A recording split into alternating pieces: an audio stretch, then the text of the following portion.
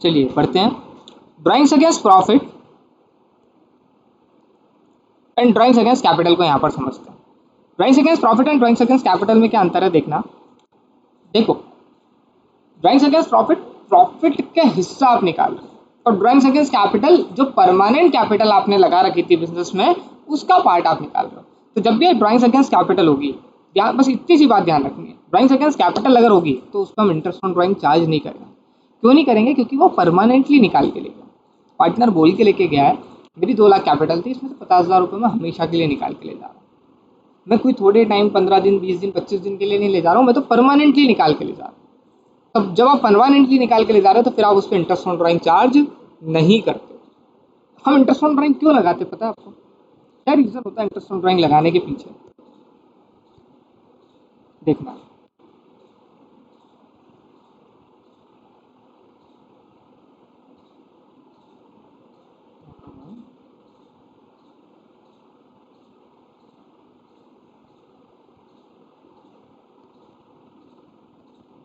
Interest on drawing लगाने के पीछे क्या कारण होता है?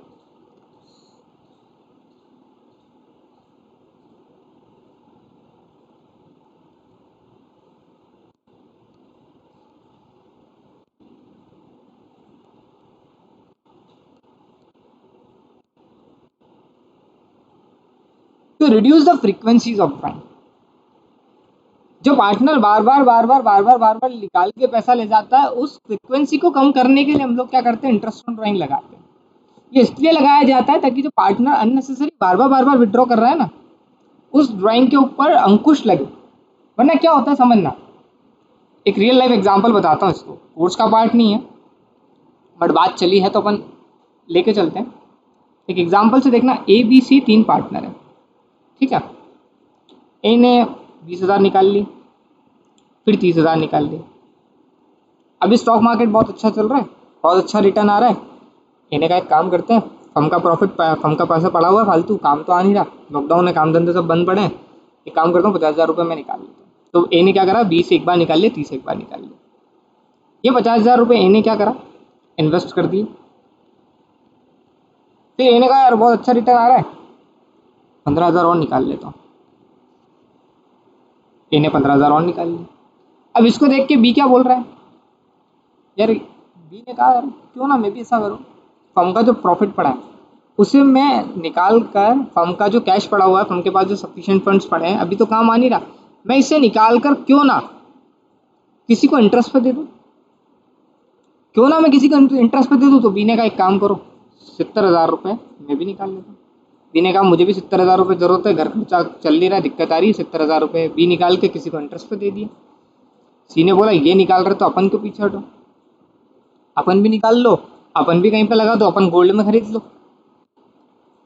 गोल्ड की रेट बढ़ सकती है, क्योंकि अभी शादी ब्याह वगैरह कुछ भी नहीं है तो ही रेट कम नहीं हुई है। एक काम करता हूँ गोल्ड लेता हूँ, जैसे लॉकडाउन वगैरह खुलेगा, शादी वगैरह बढ़ने चालू हो जाएगी, सब चीज़ें होगी तो प्राइसेस बढ़नी स्वाभाविक है।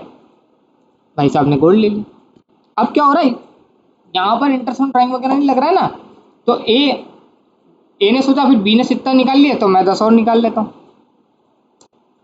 सी ने सोचा बी ने 70 निकाल रखे हैं, मैंने तो 60 ही निकालना है, मैं 20 और निकाल लेता हूँ। फिर बी भी क्या करेगा, कंपटीशन में आएगा, अरे भैया जो फर्म का कैश है, जिस मकसद के लिए हम थे वो तो चला गया साइड में। तो इस फ्रीक्वेंसी को रोकने के लिए हमने क्या करा, इंटरेस्ट ऑन ड्राइंग लगा दिया कि जो पार्टनर जितना लेके जाएगा उसको उतना ब्याज लगेगा। अब मैंने बोला 10%, अभी देखा आपने क्वेश्चन में देखा 12% रेट चल रही है। मतलब पार्टनर जब जिनाइन जरूरत होगी ना तभी फर्म का पैसा निकालेगा। क्यों? 12%। या फिर तब निकालेगा जब उसे कुछ 12% से ज़्यादा रिटर्न मिल रहा हो, और ऐसा इतना होता नहीं, होगा तो फिर रिस्क भी क्या होगी, ज़्यादा होगी। तो हाँ, ये जो फ्रीक्वेंसी हो रही है ना बार बार ड्राइंग की, उसे रोकने के लिए हम क्या करते हैं, इंटरेस्ट ऑन ड्राइंग लगाते हैं। अब बी ने कहा यार इंटरेस्ट पे भी दूंगा तो 12% पैसा ही आएगा, फर्म को भी कितना देना पड़ जाएगा, 12, क्यों रिस्क लूँ, क्या काम आ रहा है, अपने तो नहीं चाहिए। बी ने निकाला ही नहीं। सी ने कहा यार 12% रेट है, बढ़ेगी कि नहीं बढ़ेगी, नहीं बढ़ी तो मुझे तो वहां तो 12% इंटरेस्ट देना, रहने दो मत निकालो। पर ए ने कहा यार रिटर्न है अच्छा, ए को लगता है तो ए करेगा। 12% का इंटरेस्ट देना है यार, अननेसेसरी क्या मतलब आएगा। तो इंटरेस्ट ऑन ड्राइंग जब लग जाता है, क्यों लगाते हैं, ताकि जो ड्राइंग्स है उसकी जो फ्रीक्वेंसी हो वो क्या हो सके, कम हो सके। तो ध्यान देना, it is not considered while calculating interest on drawing, और इससे क्या होती है, कैपिटल जो होती है वो रिड्यूस होती है। वहीं बात करें ड्राइंग्स अगेंस्ट प्रॉफिट की, तो ड्राइंग्स अगेंस्ट प्रॉफिट में ये कैपिटल को रिड्यूस नहीं करता और इसके ऊपर हम लोग इंटरेस्ट लगाते। It is considered while calculating the interest on drawing, मतलब ध्यान में रखने वाली जो बात है, मेन बात वो क्या है, प्रॉफिट के ऊपर अगर ड्राइंग होगी तो इंटरेस्ट लगेगा, और कैपिटल के अगेंस्ट होगी तो इंटरेस्ट नहीं लगेगा। ये जो जाती है ये कहाँ जाती है, सीधे कैपिटल अकाउंट में, और ये वाली जो ड्राइंग्स होती है ये कहाँ जाती है, ड्राइंग्स के अकाउंट में, और फिर ड्राइंग्स अकाउंट इकट्ठा होकर कहाँ जाता है, कैपिटल अकाउंट। आई बात समझ में, इतनी बात आपको ध्यान में रखनी है। ये डिफरेंसेस आप देख लें, 1 मार्क 2 मार्क में क्वेश्चन कई बार आपसे पूछ लेता है। आगे बढ़ते हैं, इस इलस्ट्रेशन को आप करें, अच्छा टॉपिक है, छोटा सा शॉर्ट एंड स्वीट टॉपिक है, सिर्फ आप इसको पढ़ेंगे एग्जाम्पल को, उसी में आपका कंप्लीट हो जाएगा। अब बहुत ध्यान से समझ, सबसे इंपॉर्टेंट टॉपिक है इंटरेस्ट ऑन कैपिटल का, समझते हैं इसको और करते हैं अच्छे से।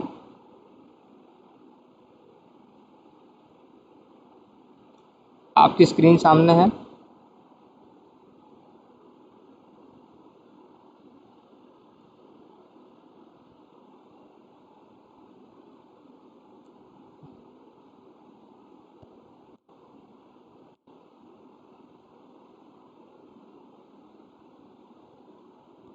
चलिए समझना इंटरेस्ट ऑन कैपिटल से रिलेटेड बात। सबसे पहली बात, अगर डीड नहीं है, अग्रीमेंट नहीं है, if there is a no deed and if there is a no agreement, कोई बात नहीं, क्या इंटरेस्ट ऑन कैपिटल दोगे क्या, नहीं देंगे, बिल्कुल सही, नहीं देंगे, बिल्कुल सही, नहीं देंगे, इसने भी यही बोला। दूसरे केस में डीड ने बोला है कि इंटरेस्ट ऑन कैपिटल देना है, परंतु डीड साइलेंट है कि उसे चार्ज मानना है या अप्रोप्रिएशन मानना है। डीड ने बोला है कि इंटरेस्ट ऑन कैपिटल देना है, डीड में लिखा है, एक पॉइंट लिखा हुआ है कि interest to be allowed at the rate 10% per annum. Deed ने बोला है कि interest to be allowed at the rate 10% per annum, क्या दोगे, देंगे, बट क्या मानोगे, चार्ज या अप्रोप्रिएशन। तो सिर्फ डीड ने बोला है कि इंटरेस्ट देना, बट कुछ नहीं बोला कि वो चार्ज है अप्रोप्रिएशन है, तो क्या मानेंगे, वो एप्रोप्रिएशन है। वो क्या है, appropriation. When the partnership deed agreement provide for the interest on capital but is silent in treating interest the charge और अप्रोप्रिएशन, तो आप क्या मानोगे, वो अप्रोप्रिएशन है, और अप्रोप्रिएशन है तो क्या बातें होगी देखो। सबसे पहली बात, अगर लॉस है, लॉस के केस में कोई इंटरेस्ट नहीं दिया जाएगा। When profit is equals to or more then amount, मतलब मेरा प्रॉफिट जो है वो 1,00,000 रुपए है और मुझे इंटरेस्ट जो देना है वो 90,000, 80,000 या मान लो 1,00,000 ही देना है। मेरा ये प्रॉफिट 1,00,000 का है, मुझे जो इंटरेस्ट देना है ए बी को वो या तो 80,000, 90,000, 1,00,000, 20,000, 30,000, है ना, अप टू 1,00,000 है। मतलब मेरे पास सफिशिएंट प्रॉफिट है, मैं पूरा इंटरेस्ट दूंगा, मैं बिल्कुल दूंगा। और तीसरा केस, प्रॉफिट तो है परंतु इंटरेस्ट का अमाउंट ज्यादा हो रहा है, मुझे इंटरेस्ट देना है 1,00,000 रुपए और मेरे पास प्रॉफिट कितना है, 70,000 ही। हमने देखे थे कुछ क्वेश्चन, मैंने appropriations are more than profit वाला कंसेप्ट हमने देखा था ना। तो यहां पर मैं 70,000 को कैसे बांटूंगा, कैपिटल के रेशियो में, कैसे बांटूंगा, कैपिटल के रेशियो में, ठीक है। और सबसे अच्छा बोलूं मैं, कैपिटल के रेशियो को भी मैं नहीं बोलकर, मैं बोलता हूं इसको हम किस में बांटेंगे, इंटरेस्ट ऑन कैपिटल के रेशियो। मतलब मान लो एक को मिलना था 70,000, बी का इंटरेस्ट होता था 30,000, अब ए को 70 और बी को 30 देना, दोनों को देने के लिए मेरे पास होना चाहिए 1,00,000 रुपए, परंतु मेरे पास तो कितना 70, तो मैं इस 70,000 को कैसे डिस्ट्रीब्यूट करूंगा, इस 70,000 को मैं डिस्ट्रीब्यूट करूंगा कौन से रेशियो में, 70,000 to 30,000, दैट इज 7:3, ठीक है। 7:3 में डिस्ट्रीब्यूट करा तो कितना आ जाएगा, 7 7 जा 49 और 7 3 जा 21।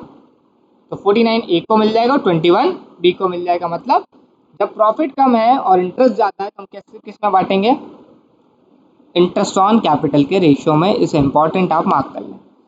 तीसरी बात, when the partnership agreement provide for charging interest, ठीक है। तीसरी बात मतलब केस थर्ड, जब डीड ने बोला हो कि इंटरेस्ट देना और डीड ने ये बोल दिया कि ये चार्ज है, स्पेसिफिकली बोल दिया ये क्या है, चार्ज है, तो आपको क्या करना पड़ेगा, देना ही देना पड़ेगा। भले लॉस में हो तो भी दो, नहीं है तो भी दो, देना ही देना है। आप वहां पर मना नहीं कर सकते। बढ़े आगे, एक क्वेश्चन देखते हैं। अच्छा, व्हाट इज चार्ज और अप्रोप्रिएशन का डिफरेंस, यहाँ पर आप एक बार और देख सकते हो। चार्ज का मतलब full interest is to be charge when there are profit or loss, profit हो या लॉस हो देना पड़ेगा। अप्रोप्रिएशन का मतलब जितना होगा उतना देंगे, उससे ज़्यादा नहीं दे सकते। 35th इलस्ट्रेशन जो है वो इसी के ऊपर बेस्ड है, ठीक है।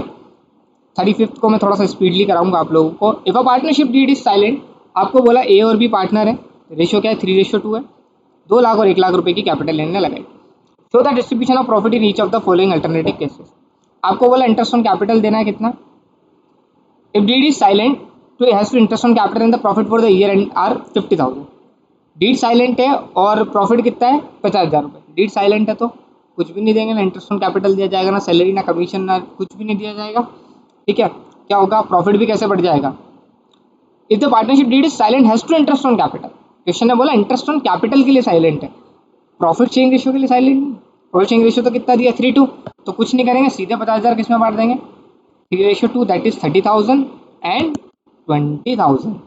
देखिए पहले वाले का आंसर, 50,000 का प्रॉफिट 30 और 20 में बांट दिया, खत्म। बड़े आगे सेकंड वाले पे आना। If deed provide for interest on capital at the rate 8% per annum and the losses for the year are 50,000। Deed ने बोला कि आपको कितना देना, इंटरेस्ट ऑन कैपिटल 8% और लॉस कितना है, 50,000। अब मुझे एक बात बताना, डीड ने बोला है देना है, देंगे, परंतु मतलब केस कौन सा है, पहला, दूसरा, तीसरा। पहला तो नहीं हो सकता क्योंकि डीड ने बोला है, पहला वाला केस तो था वहाँ पे क्या कि डीड साइलेंट है। फिर क्या हो सकता है, दूसरा और तीसरा। दूसरे केस में जब डीड ने बोला देना बट डीड साइलेंट है कि चार्ज या अप्रोप्रिएशन, तो हमने बोला था क्या मानेंगे, अप्रोप्रिएशन। देखो यहाँ पर सेकंड वाले में, if the partnership deed provide for interest on capital 8% per annum and the losses for the year are 50,000, यहाँ पर ना तो चार्ज की बात करी ना अप्रोप्रिएशन की बात करी, तो हम क्या मानेंगे, अप्रोप्रिएशन। और अप्रोप्रिएशन के केस में हमने देखा था 3 बातें थी। पहली बात, प्रॉफिट है तो पूरा दे दो, कम प्रॉफिट लॉस है तो कुछ भी मत दो। और तीसरी बात, सॉरी, पहली बात उसमें हमने देखी थी, लॉस है तो कुछ भी मत दो, पूरा प्रॉफिट है तो पूरा दे दो, और इनसफिशिएंट प्रॉफिट है तो फिर कौन से रेशियो में दे दो, इंटरेस्ट ऑन कैपिटल के रेशियो में दे दो। यहाँ देखना, यहाँ लॉस है, लॉस है तो इंटरेस्ट ऑन कैपिटल दोगे क्या, नहीं देंगे, क्योंकि ये अप्रोप्रिएशन है। सीधा लॉस किस में बढ़ जाएगा, 30,000 20,000। और लॉस के केस में मैंने बोला था हम P&L अप्रोप्रिएशन नहीं बनाएंगे। आते हैं थर्ड वाले में। डीड ने बोला इंटरेस्ट ऑन कैपिटल देना 8% और प्रॉफिट है 50,000। डीड ने बोला है, केस कौन सा है, पहला तो नहीं है, दूसरा है। दूसरे में बोला था डीड बोले कि देना है तो देंगे, डीड ने बोला, बट चार्ज या अप्रोप्रिएशन है ये नहीं बोला, तो हम क्या मान लेंगे, अप्रोप्रिएशन है। मान लिया अप्रोप्रिएशन है, चलो दे देते हैं।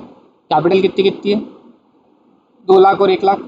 2 लाख का 8% 16,000, 1 लाख का 8% 8,000 दे दें। इंटरेस्ट ऑन कैपिटल 16 दे दिया, 8 दे दिया, प्रॉफिट आ गया 50,000 का। 50,000 में से 24,000 माइनस करें तो बचा 26। 26 को कैसे बांट दूंगा मैं, 3:2 में, 3:2 में बांटा, मतलब 5 हिस्से करें तो कितना आ गया, 50,600 एंड 10,400। हाँ सॉरी, कहाँ थे हम लोग, ठीक है। 3:2 में आपका यहाँ पे बढ़ जाएगा। बढ़ते हैं आगे। हाँ, फर्स्ट सेकंड थर्ड हम लोगों ने देख लिया। फोर्थ पे आना। If the deed provide for interest on capital at 8% and the profit for the year are 15,000। Deed ने बोला इंटरेस्ट देना है, बिल्कुल देंगे, मतलब सेकंड केस है। कुछ नहीं बोला, चार्ज और अप्रोप्रिएशन, तो हमने मान लिया कौन सा केस है, सेकंड केस है। अब समझना सेकंड केस में भी कौन सी बात है, पहली, दूसरी, तीसरी। इंटरेस्ट देने के लिए मेरे पास पूरा पैसा कितना होना चाहिए था, 16,000 और 8,000। 16 और 8 कितना चाहिए, 24,000। परंतु मेरे पास देने के लिए प्रॉफिट कितना है, 15,000। मतलब when appropriation are less than profit, profit है 15,000 और अप्रोप्रिएशन है 24,000, मतलब इंटरेस्ट बन रहा है 24,000, मेरे पास प्रॉफिट कितना 15,000 रुपये, तो मैं यहाँ पर कैसे दूंगा, इंटरेस्ट ऑन कैपिटल के रेशियो में दूंगा। इंटरेस्ट ऑन कैपिटल का रेशियो कितना हो गया 16,000:8,000, 16,000:8,000 कट शॉर्ट करूँ तो 16:8, दैट इज 2:1। तो 15,000 को मैं कैसे डिस्ट्रीब्यूट कर दूंगा 2:1 में, दैट इज 10,000 एंड 5,000। देखें case number fourth, case number fourth 15,000 का प्रॉफिट था, जैसे बांट दिया मैंने 10:5। क्यों बांटा, केस नंबर 2 का थर्ड वाली बात। आते हैं लास्ट पे, if the partnership did provide for interest on capital at the rate 8% per annum, if it involved the firm in a losses and the profit for the year are 15,000. If the partnership did provide for interest on capital at the rate 8% per annum, even if it involved firm in a loss, यहाँ पे क्या बोला, आपको provide करना interest on capital 8%, भले से loss में ही क्यों ना हो जाए तो भी देना पड़ेगा। मतलब ये चार्ज है, अप्रोप्रिएशन है, तो ये चार्ज है, डीडी ने बोल के दे दिया आपको देना ही देना है, भले से नुकसान क्यों ना आ जाए। डीडी ने ये नहीं बोला, डायरेक्टली नहीं बोला कि आपको चार्ज अगेंस्ट प्रॉफिट मानना है, डीडी ने बोला कि आपको देना ही देना है, भले से लॉस ही क्यों ना हो जाए। तो ये वाली सिचुएशन तो कब आती है कि देना ही पड़ेगा, भले लॉस हो तो भी देना पड़ेगा, और नहीं है देने के कारण लॉस में आ जाओगे तो भी देना पड़ेगा। तो वो केस कौन सा था, चार्ज अगेंस्ट प्रॉफिट था। तो यहाँ पर हम क्या मान लेंगे कि वो जो केस है वो कौन सा है, चार्ज अगेंस्ट प्रॉफिट का केस है। आई बात समझ में आपको, चार्ज अगेंस्ट प्रॉफिट अपन ले लेते हैं। तो ये चीज़ जो है ये कहाँ जाएगी, P&L अकाउंट में आपकी जाएगी। देखते हैं 15,000 का प्रॉफिट है, ए को पूरा दिया, बी को पूरा दिया, 24,000 रुपये का इंटरेस्ट दिया, 15,000 का प्रॉफिट था, 24,000 रुपये अपन ने लॉस कर दिया। तो जो नेट लॉस है वो कितना निकल कर आया है 9,000 का। इस 9,000 को कैसे बांट देंगे PSR में, दैट इज 3:2 हमारा है, 5,400 एंड 3,600। ठीक है, अगला इलस्ट्रेशन 36 सेम इसी तरीके का क्वेश्चन है जो हम लोगों ने करा है। यहाँ प्रॉफिट जो है वो 40,000 रुपीज़ है और इंटरेस्ट जो है निकल कर आ रहा है ए और बी का कितना 48,000। जब भी ऐसा होगा तो क्या करोगे, 30,000 और 18,000 का रेशियो निकालेंगे, 30:18, 30:18 दैट इज़, और इसको कट शॉर्ट करें हम तो 3 की टेबल में दोनों आ जाते हैं, 3 10 30, 3 6 18। चलिए 2 की टेबल में और कट शॉर्ट करें तो 5:3, 3 2 6 एंड 5 2 5 10, 5:3 आ जाएगा। तो हम लोग 40,000 को कैसे बांटेंगे, 5:3 में बांट देंगे। देखो यहीं पे भी ऐसे ही हुआ, 5:3 में बांटा आपने, 5 4 3 8, 40,000 के आपने कितने टुकड़े करे, 8 टुकड़े करे, जिसमें से 5 टुकड़े तो इसको दे दिए और 3 टुकड़े हमने किसको दे दिए, इसको दे दिए। आगे बढ़ते हैं,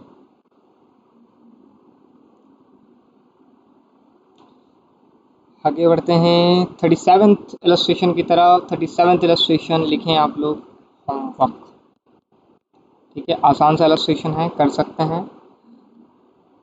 थोड़ा सा और आगे चलते हैं, इलस्ट्रेशन नंबर 38। 38 भी इसी तरीके का क्वेश्चन है जिस जैसा हम लोगों ने किया है, तो हद सच आपको इसमें भी प्रॉब्लम नहीं आनी चाहिए। यहाँ पर भी अगेन आप देख रहे हैं, देने के लिए आपको टोटल चाहिए 11,700 रुपये और अपने पास है कितना 7,800 रुपीज़ ही हमारे पास डिस्ट्रीब्यूट करने के लिए है। ठीक है, कर लेंगे। इसी तरीके से इलस्ट्रेशन नंबर 39 भी आपका हो जाएगा। तो आपको करना है कहाँ तक, अप टू इलस्ट्रेशन नंबर 39 तक। आज के लिए इतना ही, आगे का हम लोग करेंगे नेक्स्ट क्लास में। नहीं करके ख़त्म करते हैं, क्योंकि ये जो पास एडजस्टमेंट वाला जो टॉपिक है, अब हम ये इसे पढ़ेंगे कब, आफ्टर फ्यू क्लासेस। हम बोल देंगे हम पहले सेकंड चैप्टर कंप्लीट करेंगे, उसके बाद हम लोग क्या करेंगे, इसकी तरफ ध्यान देंगे, है ना। ये अलग ही टॉपिक है ये। आप बोल रहे हैं कि फर्स्ट चैप्टर में से एग्जाम में आने जैसा तो है, पर अभी हमारा जो चैप्टर लिंक्ड है, मतलब first second third fourth fifth, जो सेकंड पार्टनरशिप का थर्ड फोर्थ फिफ्थ जो पार्टनरशिप पूरी लिंक्ड है ना, उसमें आगे इन फ्यूचर अभी हमें कहीं पे काम नहीं आएगा। तो हम लीग से अलग हट के नहीं पढ़ते हैं, हम करेंगे ज़रूर। हम अभी क्या कर रहे हैं, हम फोकस रख रहे हैं की एरिया पे। अभी हमने वो सारी चीज़ें पढ़ ली है जो फर्स्ट चैप्टर के बाद हमें कहाँ पर काम में आएगी, सेकंड चैप्टर में। पार्टनरशिप के फर्स्ट, पार्टनरशिप के सेकंड, पार्टनरशिप के थर्ड, है ना। जब मैं फर्स्ट चैप्टर बोल रहा हूँ that means I am saying about partnership का फर्स्ट चैप्टर। आप इसे ये मत ले लेना फर्स्ट चैप्टर का मतलब NP। पार्टनरशिप का फर्स्ट चैप्टर आपकी बुक में चैप्टर नंबर फर्स्ट जो है वो नॉट फॉर प्रॉफिट ऑर्गेनाइजेशन है, सेकंड आपका पार्टनरशिप का फर्स्ट चैप्टर है जो अभी हम पढ़ रहे हैं। ठीक है, तो जो हम यहाँ पर अभी पढ़ रहे हैं, नेक्स्ट चैप्टर में जब हम पढ़ेंगे तो ये सारी चीज़ें जितनी हमने पढ़ी है वो सारी की सारी क्या होगी, वहाँ पर कवर अप होगी। ठीक है ना। चलिए बढ़ते हैं इस सेक्शन में। 41 में आपको और करा देता हूँ, बाकी का आपको कंप्लीट करना है। 41 में बताए क्या हुआ। अपने आप में एक अनोखा क्वेश्चन है, अलग हटके क्वेश्चन है। पूरी बुक में मैं बोलूँगा एक पूरी बुक में जो पूरे फर्स्ट चैप्टर के अंदर ये एक अलग हटके थोड़ा सा क्वेश्चन निकल कर आया, और पूरी जो कोर्स है हमारा पार्टनरशिप का, ऐसे 2-3 क्वेश्चन आपको अलग अलग दिखेंगे जो इस वाले क्वेश्चन के ऊपर पर्टिकुलरली बेस्ड होंगे। देखना समझना। ABC started business in a partnership. A contributed ₹15,000 for the whole year. A ने 50,000 रुपये पूरे साल के लिए लगाए, मतलब 1 अप्रैल को 50,000 लगाए, पूरे 12 महीने कितने लगा के रखे 50,000। B introduce 40,000 at a first. B ने शुरुआत में तो कितने लगाए 40,000, बाद में उसे 46,000 रुपये कर लिए eight the end of the 4 month, और फिर 16,000 रुपये निकाल दिए कब, eight the end of the 9 month. C ने 80,000 रुपये इन्वेस्ट करे फर्स्ट में, देन क्या करा, but withdraw 20,000 eight the end of the 5th month. 5th month के एंड में 50,000 रुपये निकाल के लेंगे। The firm earned a profit of ₹23,750 during the year. इस साल जो फर्म है उसने कितना पैसा कमाया, 23,750 रुपये। You are required to show the division of a profit on the basis of effective capital employed by each partner during the year. आपको बोला प्रॉफिट को बांटो, कैसे बांटो, अलग क्वेश्चन है सॉरी। इफेक्टिव कैपिटल एम्प्लॉयड के बेसिस पे हमें कैसे बांटने को बोला उसने, इफेक्टिव कैपिटल एम्प्लॉयड के बेसिस पे। अब इफेक्टिव कैपिटल एम्प्लॉयड कैसे निकलेगी समझना। इफेक्टिव कैपिटल एम्प्लॉयड क्या है, हम यहाँ पे देख रहे हैं ए ने तो पूरे साल 50,000 50,000 50,000 पूरे 12 महीने तक 50,000 रुपये रखे, बट बी ने पहले 40,000 करे, फिर बढ़ाकर 46,000 कर दिए, देन फिर उसने 16,000 निकाल लिए, दैट मीन्स 46 में से 16 गए तो 30,000 रुपये बाद में रहे।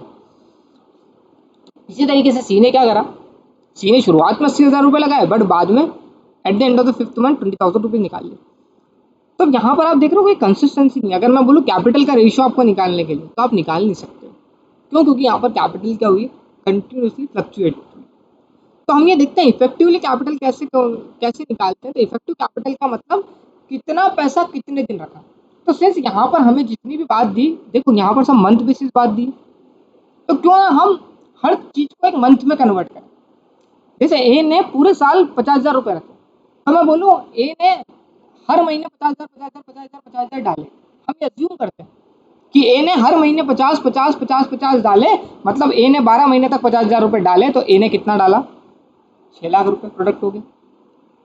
ये इफेक्टिवली कैपिटल निकालने के लिए, ठीक है, सिर्फ समझने के लिए हम इस चीज को अंडरस्टैंड कर रहे हैं। ऐसा हुआ नहीं है कि ए ने हर महीने 50 डाले हैं, ये हम अज्यूम कर रहे हैं इफेक्टिव कैपिटल निकालने के लिए, क्योंकि बी सी की हर महीने कैपिटल चेंज हो रही। तो हम ये बोलते हैं कि ए के पहले महीने भी 50 रही, दूसरे महीने भी 50 रही, तीसरे महीने भी 50 रही, चौथे महीने भी 50 रही, ऐसे करके 12 महीने तक 50,000 रुपये कैपिटल रही। तो टोटल इफेक्टिवली कितना लगा, 6 लाख रुपीज लगा। बी का करेंगे ज्यादा अच्छे से समझ में आएगा। बी ने 40,000 रुपये लगाए first and increase it to 46,000 at the end of the 4 month. चौथे मंथ के एंड में 46,000 करें, मतलब पहले महीने 40 लगाए, दूसरे महीने भी 40 रखे, तीसरे महीने भी 40 रखे, चौथे महीने भी 40 रखे, चौथे महीने के एंड में 46 करें, मतलब 4 महीने तक कितने रखे, 40,000। देखो बी के लिए